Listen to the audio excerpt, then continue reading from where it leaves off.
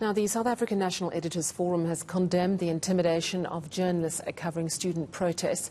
In the last few days, eNCA journalists have been intimidated, pushed and threatened by some students who do not want our teams covering the protests. Our reporters have stood their ground. They've continued bringing you live coverage of the story. Now, SANEF says it's disturbed by what it calls the impunity that perpetuates the cycle of violence against journalists and, in particular, women journalists at eNCA.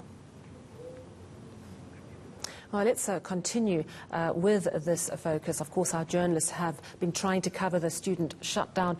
Media freedom, of course, is enshrined in our Constitution. Our reporters were not trying to force anyone to speak to them, but were nonetheless pushed and shoved, told to leave the streets where students were protesting. While a number of student leaders have reiterated it is not acceptable for any protesters to stop reporters from doing their jobs, the problem has continued with some, but certainly not all, protesters. Let's discuss this worrying trend now with William Bird, the Director of Media Monitoring Africa. William, good evening. Thank you very much for your time. I'm sure you read the SANEF media release. SANEF believes that the EFF is targeting eNCA in a bit of a tit-for-tat campaign, which dates back to December 2019, when eNCA basically took a principled decision to stand in solidarity with other media outlets that the EFF had essentially banned from attending their gatherings. What do you think is going on? Well, I think what's going on is clearly intimidation that is unacceptable. I think it's an issue that all media organizations, not just SANEF, need to stand up to and need to come out clearly and condemn that. And certainly all political parties need to openly and clearly and unambiguously condemn attacks against and threats against journalists.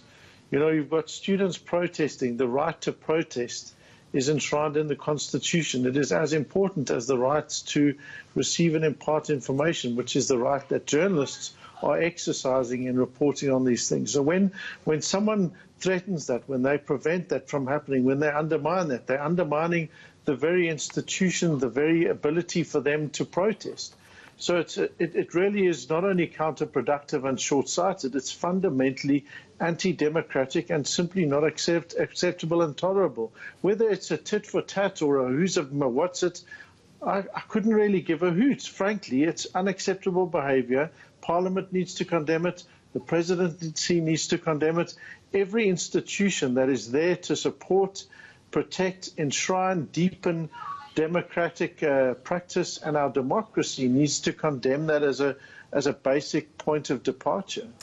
William, do you see this as the beginning of a worrying trend or isolated? And the reason I ask that, the SANEF press release makes a really important point. They say, we believe these acts of intimidation of eNCA journalists are rooted in recent tweets by EFF leader Julius Malema encouraging members not to cooperate with journalists from this media house. Now, of course, it is the EFF's right to decide they don't want to speak to eNCA, but it seems to have gone further. And is it worrying that the head of the third most powerful political party in the country is taking this stand?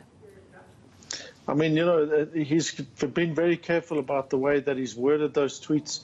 So, of course, he's got plausible deniability to say, well, of course, we didn't mean for them to push and control. All we were saying was, you know, don't speak to eNCA, you know. So, again, that's why I said all parties, including the EFF, must come out clearly and unambiguously and say to their members, if you do this, you will be expelled. This is not tolerable behavior for any legitimate political party, you know. So it's fundamentally problematic. What we do know is that this idea of threatening journalists often has its origins in an online platform.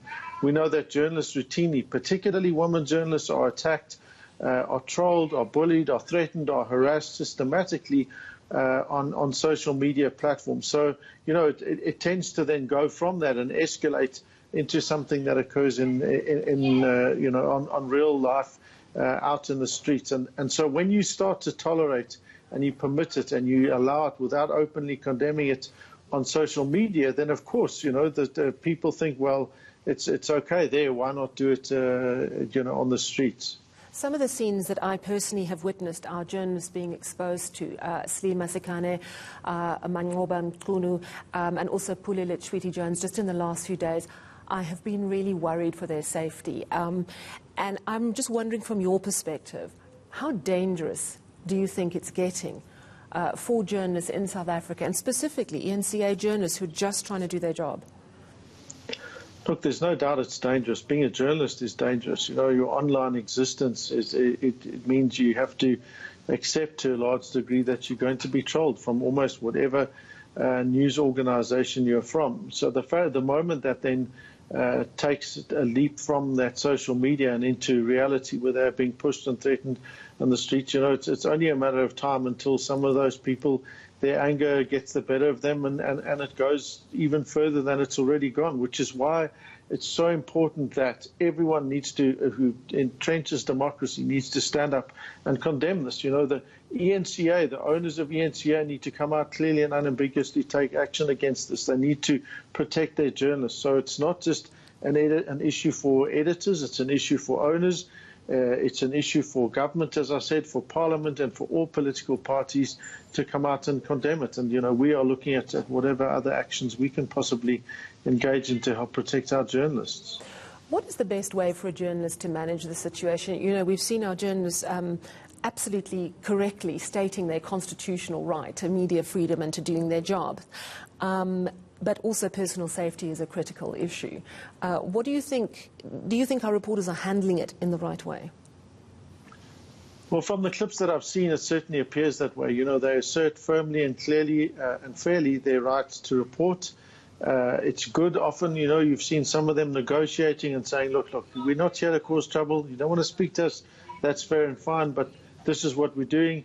You know, and I think that those kinds of skills of just trying to de-escalate tensions are things that journalists should be acquiring. I think that all of our journalists should be given advanced training in protection of themselves and what to do in those particular crisis situations. Normally, those kinds of scenarios are reserved for journalists who are going into active conflict scenarios, not just going there to report on what is ostensibly a very credible and legitimate protest. And I think that the danger of this is not only does it undermine democratic rights, it also then takes away from the fact that these students are actually protesting about something that many people would agree with.